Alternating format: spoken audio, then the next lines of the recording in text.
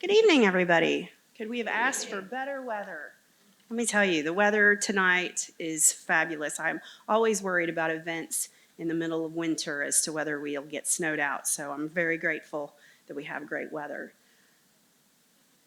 Hello again. My name is Lynn Wallace, and I am the library director here at the OSU-Tulsa Library, and I'd like to welcome everyone to the campus, and I'm so glad that you've joined us for this installment of the Deep Greenwood, a Community Read series. The OSU-Tulsa campus resides on land with deep historical significance. This land is at the intersection of the Cherokee, Osage, Muskogee, and Muskogee Creek nations. The campus resides in and is part of the historical Greenwood district, known as Black Wall Street, where a thriving and prosperous African-American community built opportunity and wealth during the 20th century. OSU-Tulsa is located on the hallowed grounds of the 1921 Tulsa Race Massacre and is one of the results of the urban renewal process and planning. It is important to acknowledge the significance of this place and space, and we give honor to the history and the people that came before. Deep Greenwood, the community series, is a collaboration between 10 different community partners across the city of Tulsa, including OSU-Tulsa Library, a place where Victor Luckerson did extensive research for his book. The series breathes life and gives a view into the captivating work that Victor Luckerson created through his book, Built from the Fire, the epic story of Tulsa's Greenwood district, America's Black Wall Street. Victor's work looks at over 100 years of history of the Greenwood neighborhood and captures the essence of the spirit of Greenwood that still exists today. This part of the series is focused on urban renewal and the lingering legacies for Greenwood. If this is your first event to attend in the series, welcome. If you are a returning guest to the other events of the series and you're returning to this one, it's good to see you again. So a few housekeeping tidbits. We will have a question and answer period at the end of this presentation, and we have index cards available for you to write your questions down. And so if you would like some index cards, you can just raise your hands and the library staff will come by and provide you with some index cards. Later in the event, we will come by and pick up those cards and also offer another opportunity for you to ask questions by writing on the index cards again. Please let us know if you need a card. After this event, we invite you down the hall to the left to the B.S. Roberts room for a reception and some refreshments. Victor Luckerson's book, Built from the Fire, will be available for purchase, provided by our community partner, Fulton Street Books and Coffee. Victor will sign books and continue conversations as well. Also in the hallways outside of the B.S. Roberts room is the permanent display of Black settlers in search of the Promised Land, featuring photography from Mr. Don Thompson. We have also handed out 100 courtesy copies of the Oklahoma Eagle, featured prominently throughout the book, Built from the Fire. And I thank the Goodwins for that collaboration.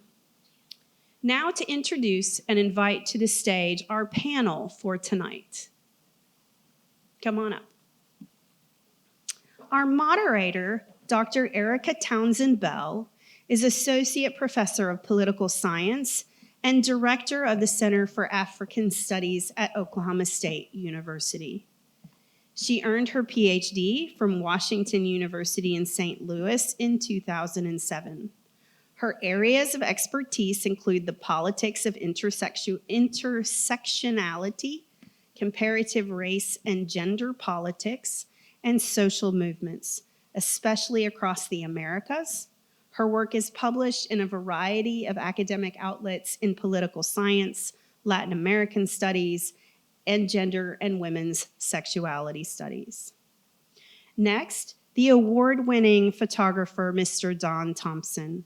Don has over 50 years of photographic experience, which began while he was serving in the U.S. Army.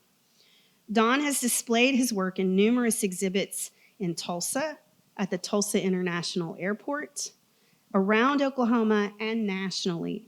His work is featured on permanent display here at OSU-Tulsa, the Philbrook Museum of Art, and the Smithsonian's National Museum of African American Culture and History in Washington, D.C.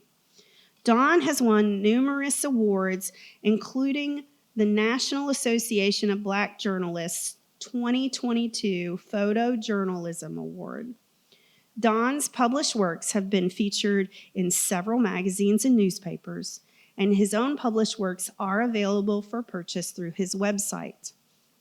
And lastly, I would like to introduce Victor Luckerson, award-winning journalist and writer. Victor is a journalist and author based in Tulsa who works to bring neglected Black history to light. His new book, On the History of Tulsa's Greenwood District, Built from the Fire, was a New York Times Editor's Choice selection. The Times called the book absorbing in its review, while the Washington Post praised it as an exceptional and thoroughly researched account of a multifaceted community that refuses to be silenced. Victor is a former staff writer at The Ringer and business reporter for the Times Magazine. His writing and research have appeared in The New Yorker, The New York Times, Wired, and the Smithsonian Magazine. He was nominated for a National Magazine Award for his reporting in Time on the 1923 Rosewood Massacre. He also manages an email newsletter about unexplored aspects of Black history called Run It Back. Please welcome our panelists. Very excited.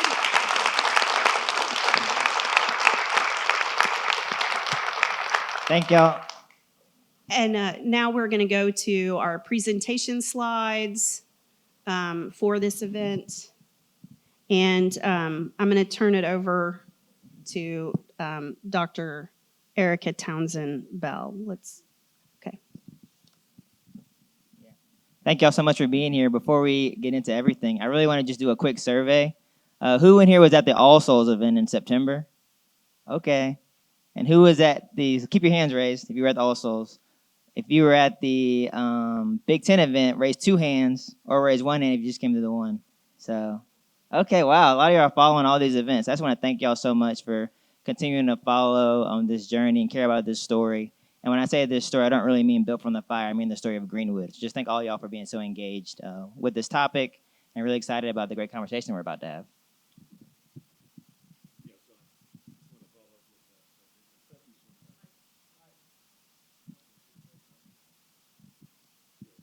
How about that? All right, thank you so much. Thank you, Lynn, for the invitation. Thank you, Victor, also, and Erica. Thank you for putting this together. I appreciate you, and I appreciate all of you coming here. Very happy to see Mr. Jim Goodwin here tonight. Victor Luckerman's book is basically about the Goodwin family. It's their history and their legacy here on Greenwood. So it's very good to see you all. Very good to see all of your friends here. So also here, people that I associate with, have been associated with. So I appreciate you coming out tonight.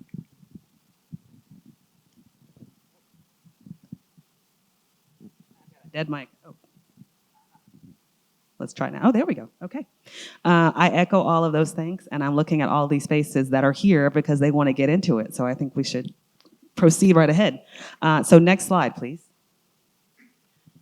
All right. Of course, and I say of course, but perhaps I shouldn't, as the resurgence of Greenwood after the massacre is still probably the least well-known element of the aftermath. But of course, Greenwood did rebound and thrive. And so I'm curious, Dawn, about this picture. of the St. Monica Catholic School Marching Band. And I have to just pause and give a shout out to my mother-in-law, who was one of the last members of the St. Monica graduating class before the school disbanded. I'm curious, though, about your personal experience and your personal narrative of the Greenwood experience. I think Victor captures the Greenwood community so well in his book, and I think there is still so much of a thirst for the personal. And so I'm curious what you can say about this photo and about Greenwood at that time. Yes, this photograph was taken somewhere in, I believe, in 1948. You can tell by the cars that you see on the Greenwood. This is Greenwood here. Oklahoma Eagle is right here on the east side of the street. This is McGowan Variety Store. Right next to the Oklahoma Eagle office is the Williams drugstore. I used to go in there all the time and eat lunch. I worked at the Oklahoma Eagle newspaper as a reporter back in the early 1960s. I knew Jim. I knew his father, Ed Goodwin. A very, very, very proud man. He was a very, very proud man. But this photograph, I don't know who took this photograph at all, but I do know that it was somewhere in the 1940s, 1940 or so. But anyway, I worked on Greenwood Avenue. I saw the vibrance, the entrepreneurial spirit of Greenwood. I saw the people who loved where they were, who were thrilled at the fact is that they had built something so wonderful as Black Wall Street some 40 years after the 1921 Tulsa massacre. I was excited to see these men and women working on Greenwood, working in their business, making a life for themselves and a living for others also in Greenwood. It was exciting to see. I saw things that you don't see on Greenwood today. Over 600 businesses existed on Greenwood, from the east side to the west side, from Archer all the way up to Pine, on both sides of the street. Can you imagine that? Businesses were existing everywhere, from Greenwood and Archer to Greenwood and Pine. It was a wonderful sight to see. I was excited. I was a 20-some-odd-year-old kid working for the Oklahoma Eagle. I had an opportunity to interview and to write stories for the Oklahoma Eagle. So I got a great, the information that I got from witnessing what was happening, for interviewing people, for taking their photographs and so forth. So it gave me a first-hand witness of what was happening on Greenwood before urban renewal, eminent domain, the highway that came through, that right through the heart of Greenwood, that took out most of the businesses there. Businesses like the small hotel, businesses like Span's Pool Hall, Kenneboo's, and grocery store and so forth. All of that existed on the Greenwood area. It was a vibrant, it was an exciting place to be. People were absolutely proud of what they had. Then soon it was taken away. The highway came through. Urban renewal decided to move in. Eminent domain took the property away from you. If you decided not to sell, then eminent domain came in, and that took the property away from those people, and so forth. And so I enjoyed what I was, my experience that I had there. I witnessed a whole lot. I think that might be, is that okay? All right. I just want to say, too, just on this photo, this photo for me is a really great example of the power images can have. You know, I first visited Greenwood in 2018 to write an article before I wrote this book. And I remember going to the Greenwood Cultural Center, where they have such a great archive of photos and history. And I saw this picture. And it really kind of awakened for me a passion to write about this place, you know, to be able to see that kind of vibrancy and joy and energy. And I also think it's really powerful to have an image like this from after the race massacre. You know, I've been traveling around the country a lot over the last several months talking about my book, and a lot of folks who are not from here don't even know Greenwood bounced back, you know. And so I think just photo by itself, capturing this kind of energy and vibrancy is really important to telling the full story of this community. Erica, can I say just one more thing, because it's something I did not add to it.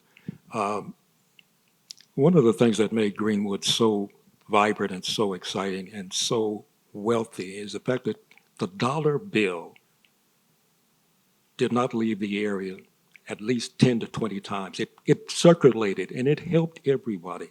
Everybody supported one another. That's the reason why that's the reason why it was called the Black Wall Street, because it was a community of people working together, helping one another. It was a well-structured community. Economically, socially, it was a community that people really were excited about being there. Yeah. Yeah, absolutely. Next slide, please. So yeah, we have this wonderful textual information and then the visual information to follow that speaks precisely to the vibrancy. And unfortunately, as we know, this pattern shifted or began to shift to a new mode in the decades following. And so, Victor, this question is for you. You dedicate a lot of attention to the mechanics of what was a burgeoning urban renewal that became apparent. It was a pattern over time, a pattern that was developing and devastating Black neighborhoods really throughout the United States, Greenwood certainly included. So tell us, please, if you would, about this map. What are we looking at here, and what is significant about redlining? Sure. So this is actually a map of the city of Tulsa, and it illustrates the practice of redlining. I'm wondering who in here has heard of redlining before? Okay, wow, okay. This topic is really spread around, I guess, the last several years. Anybody learn about it in school, though, redlining? No, we had to all figure this out for ourselves, right? So I think, to talk about urban renewal is a phenomenon of the 60s and 70s, but you really have to rewind the clock to understand sort of how we get there in Greenwood. And so in the 1930s, actually, the Homeowners Loan Corporation, which was a New Deal initiative by Franklin Delano Roosevelt, essentially meant to help people who were suffering get better mortgages. This organization was started, and part of what they had to do in order to give out the mortgages was map out every city in America and decide who should get a mortgage and who shouldn't. They were deciding on the credit worthiness of all Americans, basically, to decide who was really going to get help getting a bailout from the Great Depression. In every single city, including Tulsa, these agents would come into the cities analyzing the economic viability of different neighborhoods. And ultimately, systematically throughout the United States, all Black neighborhoods were given the lowest possible grade. The grades were A through D, and each grade corresponded to a color. D was red, hence the term redlining. In my research, it was really striking to find out several things. I think one, the fact that these agents themselves had very obvious bias. The guy that came to Tulsa was a man named Roy Olson, and in his report, he actually called Black neighborhoods trashy. He talked about how he didn't think that Black folks and white folks should be living together in neighborhoods. And this is the person who's deciding what color to shade Greenwood, you know what I mean? And another dynamic that I thought was really interesting was the fact that some of the legacies of the race mask actually persist into the redlining era. In addition to having these outside agents come in, there would also be folks working in the different cities for the Homeowners Loan Corporation. And in Tulsa, there was actually a man named Merritt Glass who worked for the Homeowners Loan Corporation. If you rewind the clock back to the 1930s, back to 1921, Merritt J. Glass was a Ku Klux Klan member. He was a leader of the Tulsa Real Estate Exchange, and he basically, along with Tate Brady, tried to orchestrate the seizure of Greenwood land. So you have a man who is, instrumental in trying to take over the neighborhood post-massacre, and could have even played a role in the massacre itself. And in the 1930s, he's the one helping decide what color we're going to color Greenwood and how much opportunity we're going to give to Black folks in this city. So I think to really sort of understand how urban renewal comes about, you have to get that. Because if we fast forward a couple of decades, can we go to the next slide? We fast forward a couple of decades, we find that suddenly this neighborhood, which was burned to the ground in 1921, which was later declared unworthy of getting favorable loans, which denied the opportunity to build wealth, now it's being called quote-unquote blighted. And so what you're looking at now is actually another map of Greenwood for the 1970s. This is a map from the Tulsa Urban Renewal Authority, later called Tulsa Development Authority, now called Partner Tulsa. But the Tulsa Urban Renewal Authority had to make their own maps, basically. And so what you're looking at on this map is actually where we are right now, in fact. This is actually basically the area of OSU-Tulsa. If you look at the black document, or the black object in the middle, that is Charles Johnson Elementary School, which before that was Booker T. Washington High School, the black high school in Tulsa, in Greenwood. And right now, it's actually across the street. There's a plaque right there that denotes that Booker T. Washington High School used to be there, but obviously isn't anymore. And so the colors on this map actually are the different years the property was seized by urban renewal. And so I think that's important to see because it helps you see that urban renewal didn't happen in one fell swoop. It was year by year, decade by decade. And so this process really took a long time to occur. And that was really challenging for folks in Greenwood. I know me and Mr. Thompson talked about this before, but it's kind of hard when you were living there to kind of see the big picture of what was going on. If you're just somebody trying to get by with your days living in this community, it's really difficult to kind of understand the broad scope of, the plan for the neighborhood that's really out of your control. And so for me with the book, it was really important to kind of take it really slow. I don't know how many of y'all were able to do the reading. If you didn't, it's all right. But if you read the chapters, that we go through kind of year by year, decade by decade, how urban renewal played out. And so I just think learning about that policy aspect is really important because the neighborhood itself, a lot of times the folks who lived here did not have that knowledge for themselves, And so I think as we move forward in time, urban planning policies are still very prevalent today, obviously. And I think it's up to us as citizens to equip ourselves with understanding how things like urban renewal actually play out. Next slide, please. And I think that this point is so important. Policy can be many things, including really technical, right? And somewhat opaque and not helping us necessarily to understand patterns and not to understand the people who are behind the policies and those who are affected by the policies. And I think that this is yet again where the visual comes in so powerfully. And Don, you helped too with these photographs in particular, I think helped to peel back that policy, that technical, neutral lean that policy can have. So I wonder if you can tell us some about this image here of the Baltimore barbershop and what was happening at that time and what is reflecting here. Well, I think this image captures the essence of what's going on in Greenwood. This is a photograph of David Gardner. He owned Baltimore Barbershop. The barbershop was located where the B.S. Roberts Park is now. It was on the east side of the street. And Mr. Gardner owned this barbershop for several years. As I was taking photographs, walking up and down Greenwood, trying to find photographs that I could capture, I passed by his barbershop, and he was sitting in his chair. He had one chair in that barbershop only. And I walked in, and I asked him if I could take his photograph. He said he didn't mind. So I asked him, would you mind standing and looking out? And he was a very tall man, about 6'4" or so. He stood up, he looked out the window, and what he was looking at was the bulldozers that were destroying all of the businesses that were across the street from him. And he looked at, and as I was looking at him, he seemed to have a sad look on his face. He was very disappointed what was happening. He told me after I took his photograph that he felt that he was next to be, bulldozed over.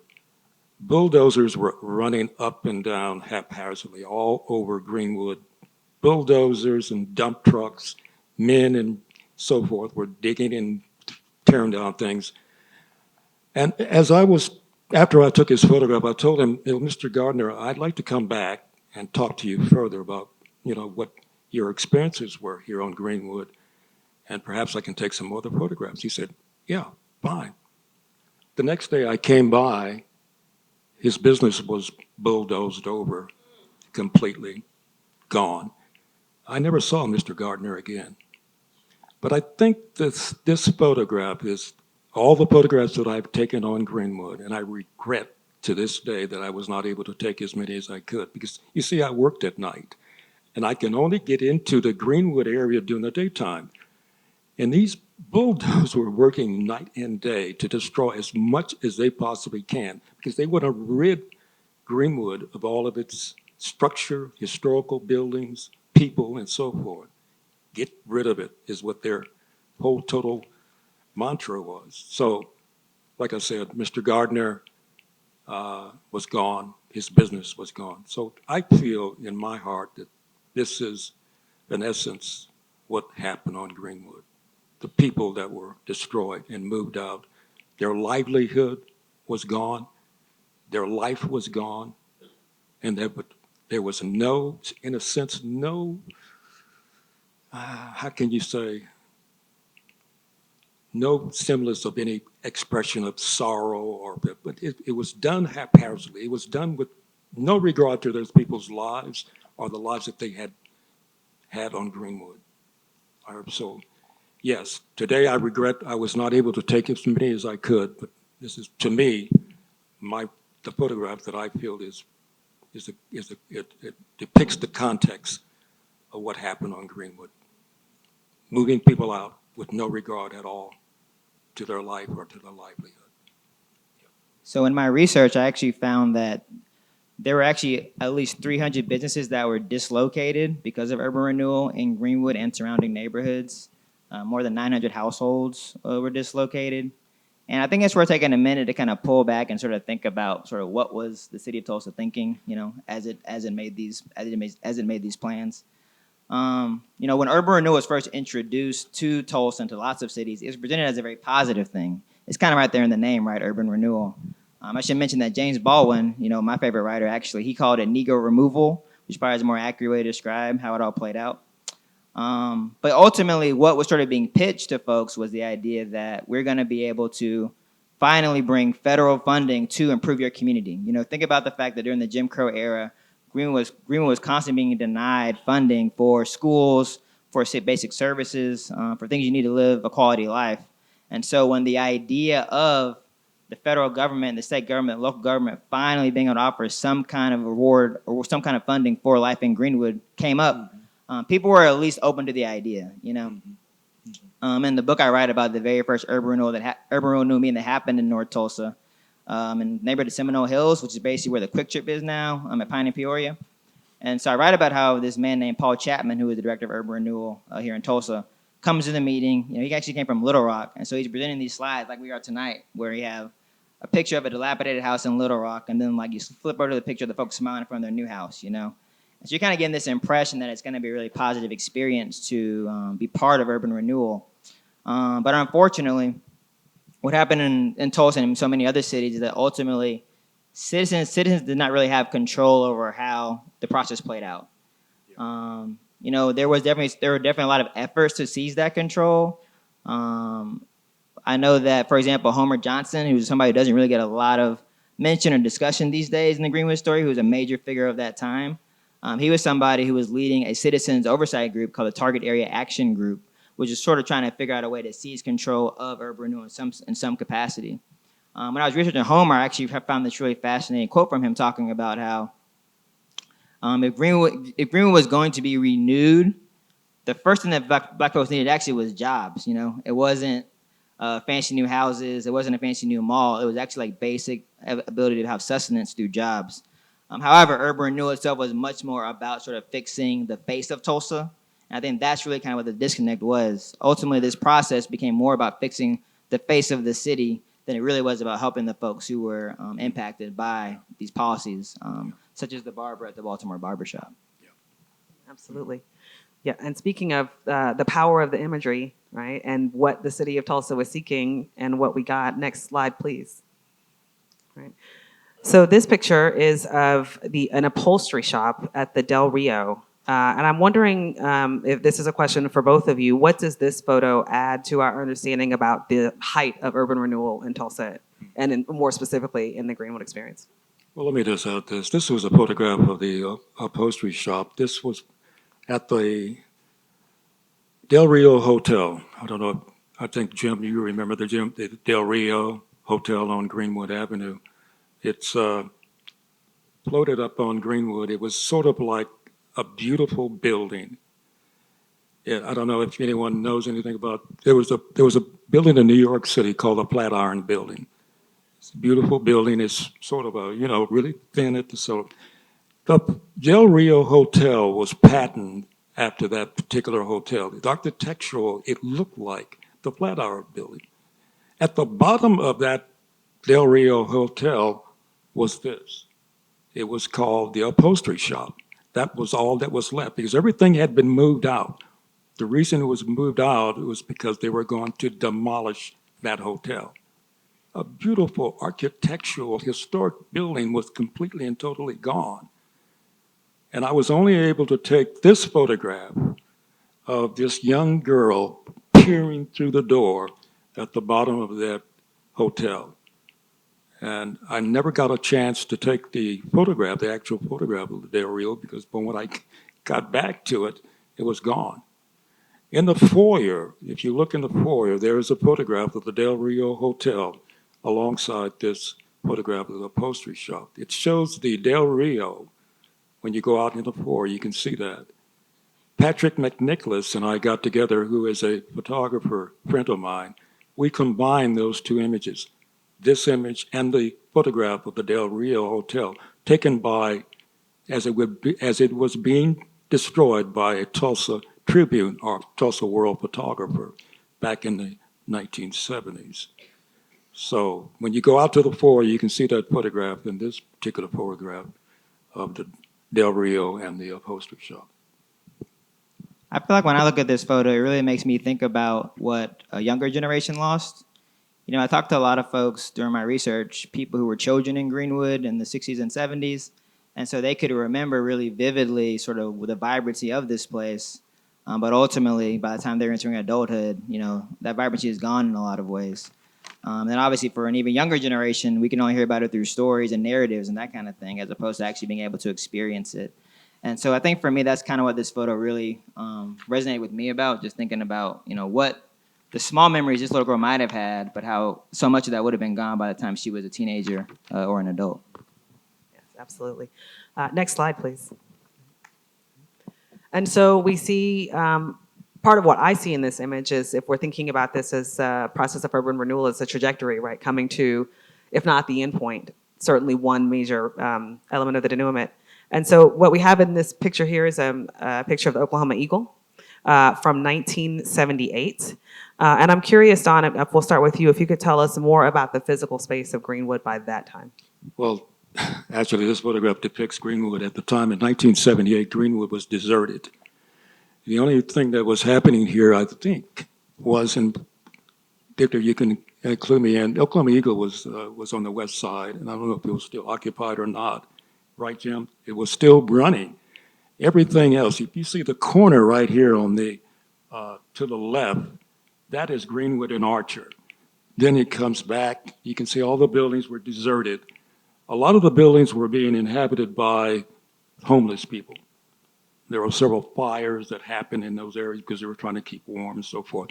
But boarded up, it was Greenwood was, the Black Wall Street was forgotten, deserted, and the only inhabitants, the only one that was still left on Greenwood was the Oklahoma Eagle.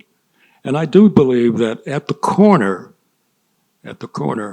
there was a restaurant, Mrs. Giorgiola's restaurant, right, Jim? She was still operating. I went in and took a photograph of her serving a customer, and I wish I could have brought that here too. You can see that. But she was probably the only one in that time, besides the Oklahoma Eagle, that existed on Greenwood in 1978. Everything else is gone. This photograph that you can see the dark area right here? That is the highway. I took this photograph underneath the highway that cut through the heart of Greenwood and took out so many businesses. It actually took out the heart of Greenwood, that highway, I-244. And this shot was taken from the north end, looking toward the south. Like I said, it was completely and totally deserted at that time. But still alive, still alive. Oh, yeah, I mean, I think first off, I just wanted to speak a little bit on the highway itself. You know, the interstate and urban renewal were kind of like a 1-2 punch to Greenwood. The interstate actually came first, with the buildings first being destroyed in 1967. And then it was actually the early 70s that urban renewal came through. But the dynamics are very, very similar, where you had state and federal officials sort of deciding what was the best use for this space. And also in terms of the mechanics of how it all kind of work. I think it's really important to get the legal dynamics of all of this. Who in here has heard of eminent domain? Anyone? Okay, a lot of folks. Very popular tool here in Oklahoma. And in a lot of cases, if you're a regular person living in Greenwood, The scenario would be that, you're living in your home or you have your business, living your life, and one day you get a letter from, we'll say, the Urban Renewal Authority or the Highway Department. And the letter says, we'll talk about Mabel Little for an actual specific example. Mabel Little was a beautician who lived in Greenwood. She survived the race massacre. She had 11 nieces and nephews she adopted. She was almost like the grandmother of Greenwood. And so if you're Mabel Little living in Greenwood in the 1970s, you get a letter from the Urban Renewal Authority saying, hey, Ms. Little, we're very interested in your property. We think it'd be great to have purchase it to help redevelop your community. Please write us back. Maybe you don't respond. Letter 2. Hello, Mrs. Little. We're really excited about being able to purchase your property. We're going to be able to do great things for the community. Please write us back. Letter 3. Mrs. Little, we've tried to contact you several times in order to purchase your property. Since you haven't responded, we're going to be forced to introduce condemnation proceedings. We'll be able to put some money for you in an escrow through a judge, but you're going to have to get out of here no matter what. And so ultimately, one of the dynamics of this era, even for some of the folks who would have been surrounding the Eagle here, is that kind of whether you wanted to go or not, you were going to get pushed out. And so I think that both that legal pressure and that social pressure is really intense for a lot of folks in Greenwood to be facing. But as Mr. Thompson pointed out, folks were still holding it down, and the Eagle in particular. One reason I actually wanted to focus on the Goodwin family so much in my book was the fact that they were able to remain on that block through all the ups and downs. Yeah. And so though this photo is very sad in a lot of ways, it's also very resilient, the fact that we still have this Black-owned business on the street. And so I think it's really important to celebrate that, but I think also to acknowledge how important it is to seize that land you still have. Like even seeing this image, it kind of reminds me of a situation right after the race massacre. We went back to that time, the whole neighborhood is destroyed, except for a couple of buildings. First Baptist Church was actually one building that survived the race massacre. And so a couple of weeks after the race massacre, there was a meeting of the leading Black leaders in Tulsa at the church. And J.W. Hughes, who was the principal of the elementary school at the time, which was burned to the ground, he had this quote that really resonated with me. He said, "I'm going to hold what I have until I get what I lost." Yeah. And so when I see this photo, that really makes me think about that mentality and that strength. And so I think that's a really powerful image. One other thing I'm going to think about, I'm seeing Representative Goodwin is here, who I talked to a lot for my work. And she told me a really captivating dynamic. When she was a little girl, she was coming down the street to this area a lot. I remember her telling me that in one of these buildings, there were these two men who would sell candy. It didn't really have a store. They were just kind of these guys who had like some candy bars they were selling, you know what I mean? But they were still had that Greenwood spirit though. So even if the area was emptied out, desolate in some ways, there were still folks there hustling, doing the Greenwood thing no matter what. So I think there is hope in this image, and the fact that folks stayed there is really vital to the fact that we still have Greenwood today, to be honest with you. There's a little thing also I want to talk about Mabel Little. I remember going to see her one time, and she spoke often. She was a member of Mount Zion Baptist Church, the church that was burned down in 1921. She spoke and she said, I'm 74 years old. I'm not old, but I've been here a long time. And that was what Mabel Little was all about. She was the essence of activism, a very active and very dynamic woman. I got to know her real well and took some photographs of her back in the day. But also the fact is that what Victor was saying also with the eminent domain, or Urban Renewal sent a letter to her to get her property. She finally sold her property, I think for $7,000. The property lay vacant for 45 years. They took her house and the land lay vacant. Now, what do you do? That is amazing to me. It was vacant for 45 years. Nobody used it. What were they going to do with it? They wanted her off the land to take control of it. So that's the essence of what we were talking about. That's what Urban Renewal was all about. Yeah, I think one of the grander tragedies of the entire process was the fact that so much of the land just wasn't used for decades and decades and decades. We're talking about literally thousands of people being displaced, but ultimately none of that land being put to any kind of relevant use for such a long time. One of the reasons for that was the fact that Model Cities, which is the actual urban renewal program that emptied out Greenwood, was started by Lyndon B. Johnson as part of the War on Poverty. But by the time the program ended, guess who was president? Richard Nixon was president. Richard Nixon had very different priorities than Lyndon B. Johnson. And so, actually in some of the urban renewal reports from the city of Tulsa, you'll see these comments saying that because of lack of funding, the idea of repopulating Greenwood is going to be a long delayed dream. And that was true, And so these policies that are being created at the federal level, as sort of we get back and forth between Democrat, Republican, all that kind of stuff, and it's having very, very horrific effects for the people on the ground in a neighborhood like Greenwood. Erica, can I look also? Victor, I'd like you to comment on what happened to this particular area and the buildings that were there. Jim Goodwin and Ed Goodwin, Jim Goodwin's father, and Jim got together. They took an option. Is that correct? That's right. To save these buildings. The Goodwin families were actually instrumental in saving these buildings from destruction because the city of Tulsa were going to tear this all out. They wanted to get rid of it. All these buildings that you see here.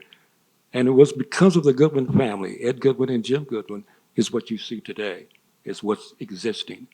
And that's all there is left of what happened back then. And that effort by the Goodwin family is so vital because let's imagine the alternate reality. They were actually, even today, if you go to Partner Tulsa, you can actually look at land acquisition files for every single property that was seized in Tulsa.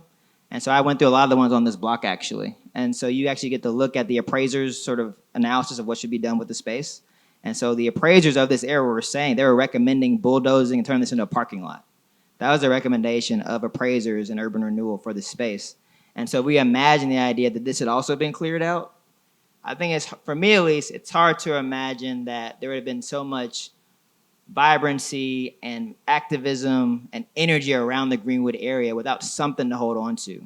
I'm thinking about the first time I came to Greenwood in 2018 and I saw these buildings and it wasn't what I expected because I thought I'd heard so much about Black Wall Street, but it gave me something to hold on to about the past of this place. And so it really is just so essential that Mr. Goodwin and his father were able to help preserve this space. I don't think we'd be here right now talking about this in the same way without those buildings.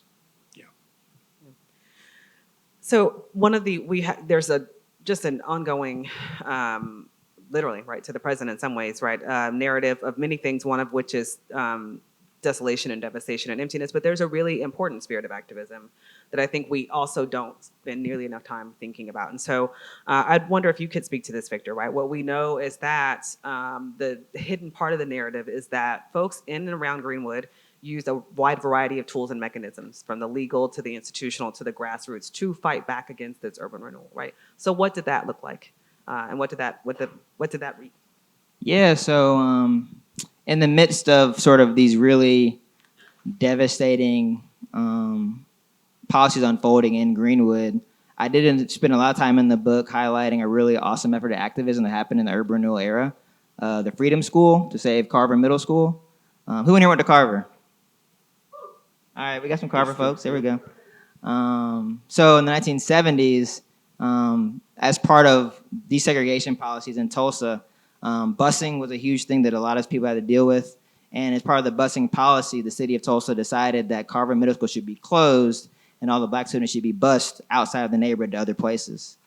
This was happening essentially in parallel with urban renewal. So it's sort of like as property is being bought, the bulldozers are coming in, this policy gets presented.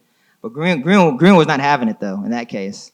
And so actually the folks in the community banded together and created a freedom school, a school separate from the actual public school system where they sent all their students.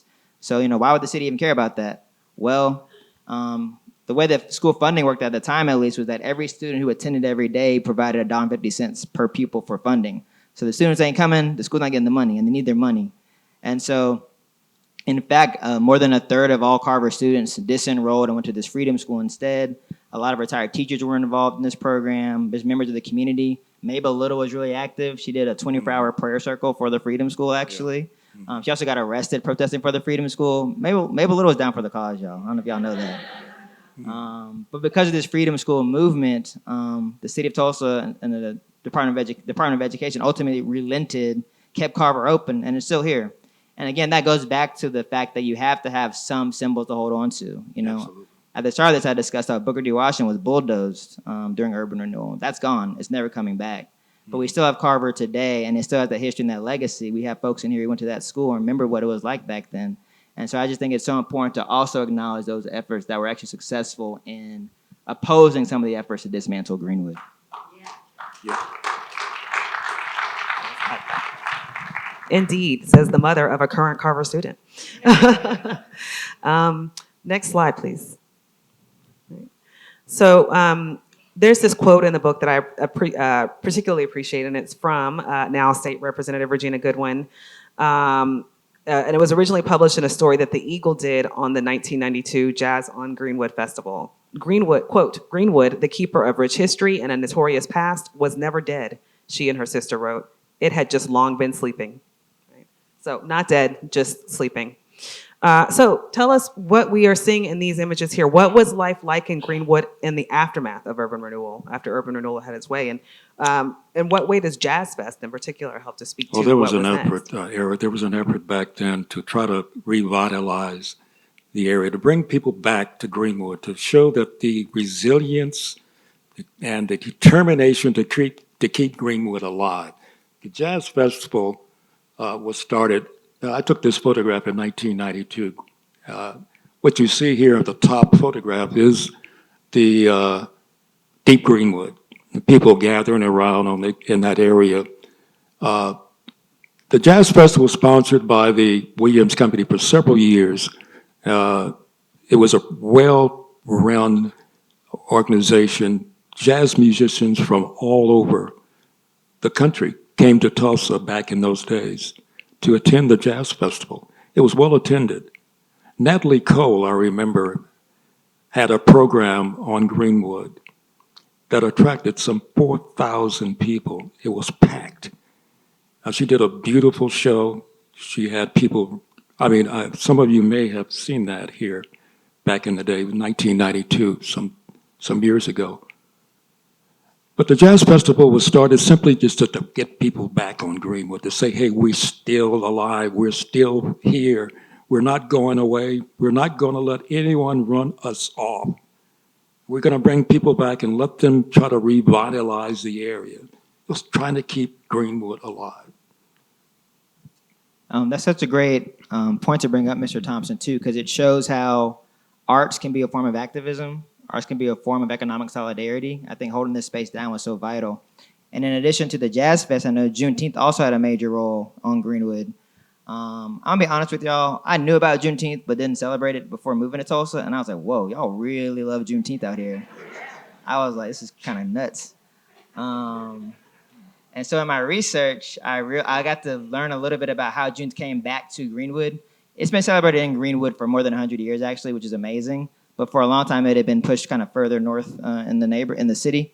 But Miss Maybelle Wallace, who runs Theater North, a really great arts activist program in North Tulsa, she was very instrumental in helping to bring the celebration back to Greenwood circa about 1980 or so.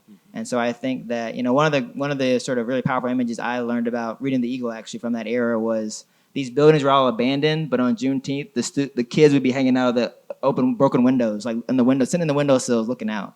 And I just love that idea about like repurposing a space that's sort of been, this is a place that's been declared blighted, you know, declared worthless. People still find a way to find joy and love and celebration in this space. And so I think between the Juneteenth and the Jazz Fest, they really combine to, again, sort of keep this place vibrant in a time before, you know, more financial interests decided how to make money off of it. That wasn't stuff about making money off Greenwood. That was about just celebrating the space. One final question, and a reminder for those in the audience, if you have questions and you want to write them on index cards or pass your index cards, we may have a few minutes for a couple of your questions. But one final question from me is the now, right? So opinions shift over time. Whose opinion matters shifts over time, or impressions of whose opinions matter can shift. What should we do? The answer to the question of the what should we do, what's next, can shift, right? So how would you characterize that process, right? The question of the what should we do? Whose opinions should we account for as we think about the next metamorphosis in Greenwood? I think what matters most is the people's opinion of what matters most to them, what their concerns are. Because I don't believe the policymakers back in the day when urban renewal was formulated thought that this urban renewal was going to be a panacea for poverty and so forth, blight and all of that. But I think what happened is there was correct me if I'm wrong, because you know a lot about what happened in those days as far as formulation of urban renewal, that it got twisted. It got turned around. It was, it was, it was, it was a road that was paved with good intentions, but it promised progress. It promised revitalization. It became a policy, however, of failure. It plunged the Greenwood area into poverty and decline, and men and women were displaced. To me, it was an American tragedy. It happened right here on Greenwood in Tulsa. It was an American tragedy that fostered people to leave their community. It created poverty for those people and had never regained that. It lost generational wealth, and that was the crime that I feel happened in Greenwood. Generational wealth was completely and totally wiped out because of the businesses that were lost, the homes that were lost, and what happened to the people that moved? They went into public housing. What does public housing do for you? Nothing. It doesn't create any assets. You need to have a home. A home will create an asset for you. They were denied that process.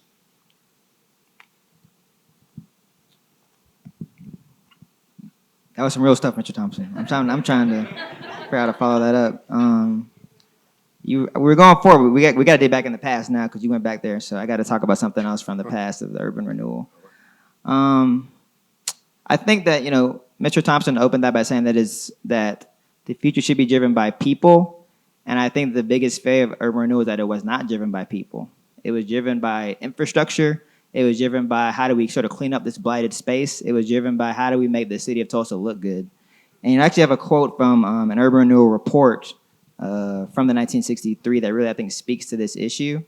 So Seminole Hills, which is the neighborhood just north of Greenwood where Quick Trip is, as I mentioned, this is about this neighborhood, Seminole Hills, and the idea of like whether or not it needs urban renewal. This is from the Urban Renewal Authority in 1963. Seminole Hills was an area in distress. Its blighted structures hindered development of vacant land and was a detriment to surrounding neighborhoods and the city of Tulsa. Like a parasite, it drained finances from the city, but contributed little in return. Necessity for full-scale urban renewal treatment is evident.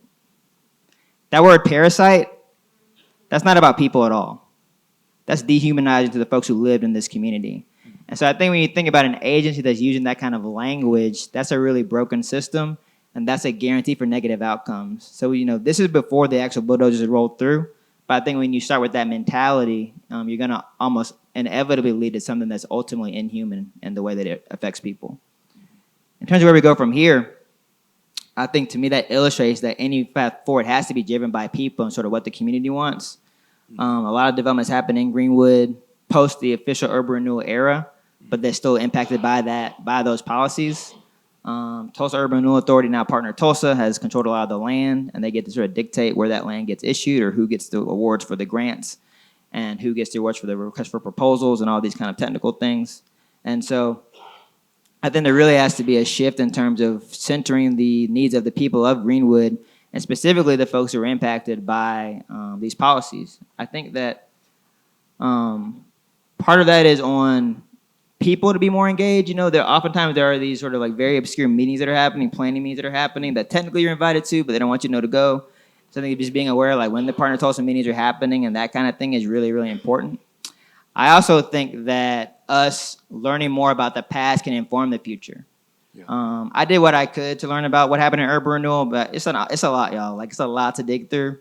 And so I'd really encourage folks in here to really do what they can to dig into the past even more. Partner Tulsa, which is the modern equivalent of the Tulsa Urban Renewal Authority, they actually have the archives of every single property that was acquired during this era, and they're public records. And so there's actually a form you can fill out, and then you can find out what happened to your family's property, your parents' property, your grandfather's property. Basically, you'll get this case file. I've seen tons of them. You'll get this case file, and it shows when the property was acquired. It even shows the back and forth between the property owner and the agent, and so you can see if the person was upset.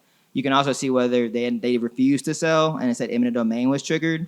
all this documentation is available in Tulsa right now. And so actually at the end of the program, there's going to be some forms here from Partner Tulsa that y'all can have. And so if you decide to fill this form out, you can find out about what properties your family may have had, learn a little bit more about your history, and sort of get a clearer understanding of how these policies impacted us. I think we kind of have to come together to get a clearer picture of how all this took place. I think that'll really help people get better equipped to deal with the future in an intelligent way. Good, good. You know, Erica, I'm reminded, this is the 1st of February. This is Black History Month. And I'm reminded of Dr. King's speech that he gave in 1957. He talked about the beloved community. In the beloved community, Dr. King's concept was that in the beloved community there, hate, discrimination, racism, bigotry was not allowed. It was not allowed because this community was going to be a community where people were helping one another, loving one another, and caring for one another. This is what I believe that, in a sense, back before urban renewal, back before eminent domain, Black Wall Street was all about. And it is a community with a strong foundation of economic and social stability. In the beloved community, love, trust will triumph over fear and hatred. So that's my elements.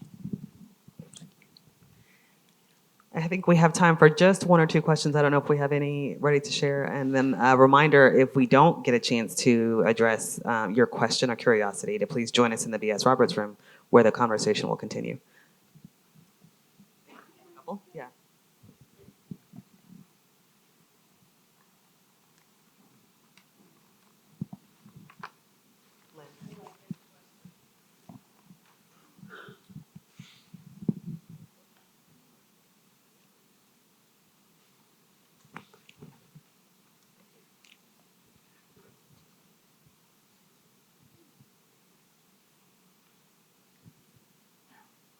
Okay, we'll start with the question right on top. Mr. Luckerson, what gave you the brilliant idea to tell this tragic story through the wonderful Goodwin family?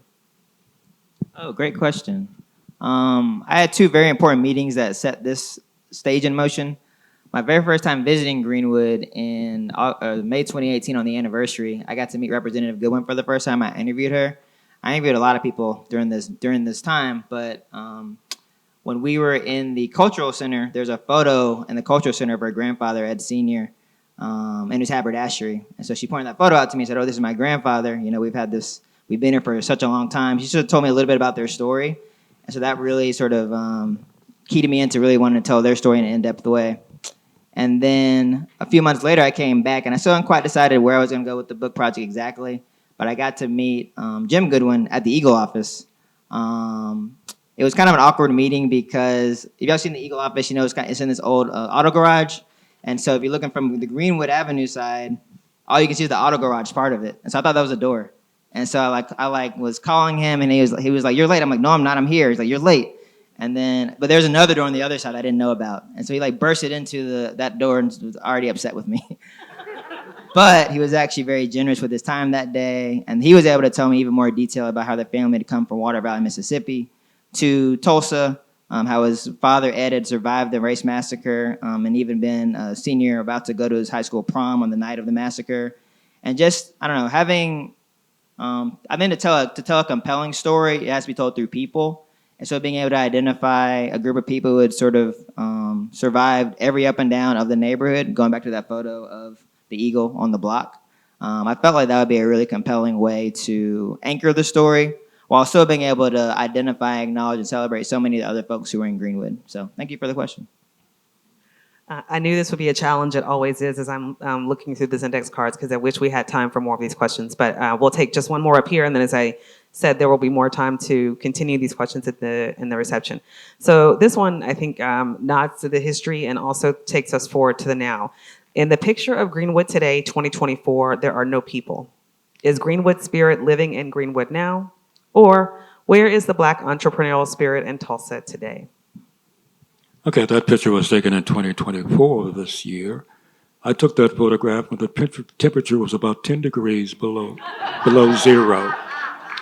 Of course, I was the only fool on that street taking that particular photograph. I wanted to get that photograph because we had a deadline to meet, and we need to get that. So that was the reason why this particular photograph. No, it does show in the background. You can see the highway that cut through Greenwood. This to the right is the Greenwood Rising Museum, and it shows the new Greenwood Museum. And to the left, you see the Williams building right here at the corner of Greenwood and Archer. We didn't talk about Lula Williams and her family. They were very instrumental. They had the Dreamland Theater and so forth. So all of that we didn't go through. But anyway, I think that is the essence of what that highway, every time I look at it, I get a little cringy. Because that highway took out several buildings, several people's lives and so forth. It just completely and totally destroyed it didn't destroy the Greenwood area because people had resilience and they wanted to keep it going.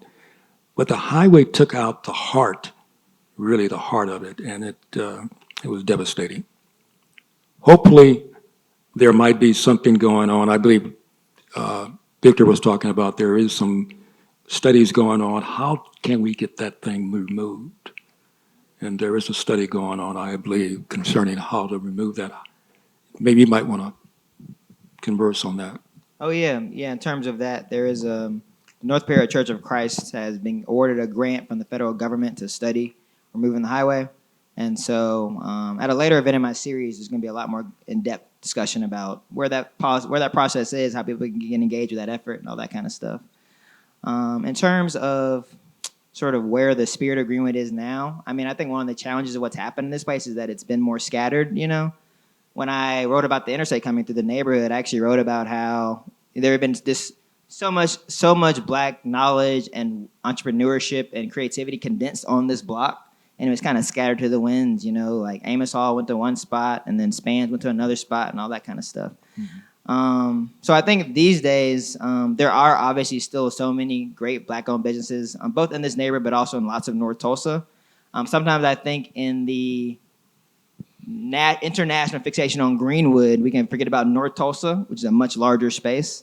And so I think that there is a lot of there are a lot of folks doing cool stuff around. I think the challenge today, is figuring out ways that people can connect maybe via like digital means or chambers of commerce or that kind of thing. And so I think there's not gonna be the same sort of physical concentration of Black-owned business, but there are definitely a lot of people doing great things in Tulsa. And so it's sort of, I think, about more finding those organizations that can connect the different groups. So, you know, we have two, Greenwood Chamber of Commerce and a Black Wall Street Chamber of Commerce.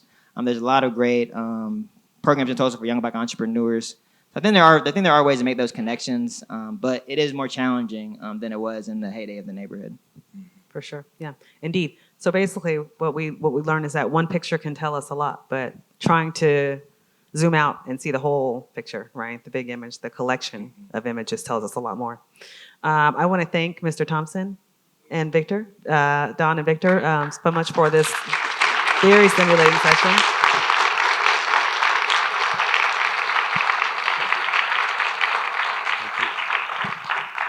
It was a pleasure, truly, and I think a very stimulating conversation that I hope will continue. I'm going to pass the mic over to Lynn, who's there you go.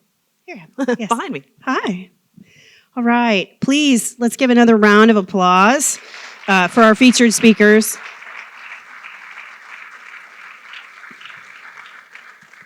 Victor, Dawn, Erica, it's been a pleasure. I hope you all have enjoyed the evening with this discussion. You know, these are sometimes hard and difficult topics to listen to as well as talk about. And I'm grateful to have these conversations actually in this space. Victor did discuss the records that could be found at the City of Tulsa's Division of Urban Renewal called Partner Tulsa. If you are interested in those specific request documents, we have those documents or those forms for you, both in the reception room as well as right outside in the foyer. So there are instructions on how to fill the form out and where and how to submit them to Partner Tulsa for those that information. So next slide. Great. So our next event in the Deep Greenwood series is Thursday, April 11th at 7 p.m. at the University-Tulsa Center for Humanities building at 101 East Archer. The topic of this presentation is A People's History of Protest in Tulsa, and it follows chapters 21 through chapters 24 from Built from the Fire. And I have to say, it's a very easy read for those who may not, and the audiobook is available from the public library as well as Audible. And I will say, It's a long book, but don't be afraid. Don't be afraid. And it's so well researched. And there is a moment of pride. I'm going to say that the audiobook includes part of the OSU-Tulsa archives of Ruth Sigler Avery. She asked permission to tape record the reconciliation of the 50-year anniversary of the Tulsa race riot, what they called at the time, but massacre, that was held. And that's at the prologue or the beginning of your audiobook. And I so appreciate the use of those audios that, capturing that history is fabulous. So I would like to thank and extend appreciation to Victor, who has brought the story to life in a great deal in a human way. Mr. Don Thompson, whose photography work encapsulates the human spirit, and to Dr. Erica Townsend-Bell for her very thoughtful and impactful questions and discussion. I would like to have a big thank you to the team behind the scenes here at OSU-Tulsa, that is the library staff, the provost, Dr. Craig Freeman, who supports our library and doesn't shy away from these difficult subject matters. And, I pitched this to him and we talked about it, and then I was like, are you sure? And he supported 100% bringing this program to this space. So thankful. Thank you, Dr. Freeman.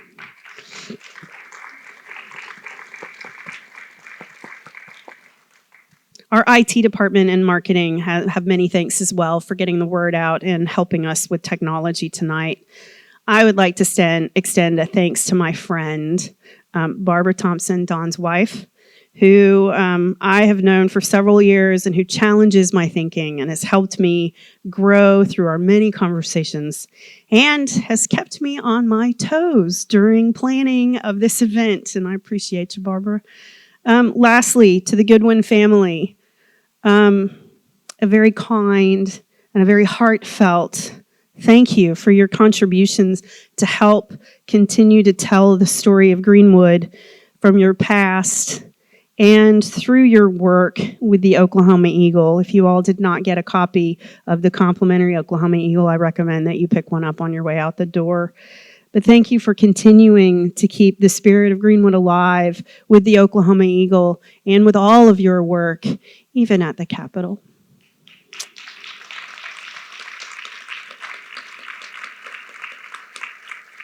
So at this point, we invite you to continue conversations and visit at our reception. I have seen the food spread.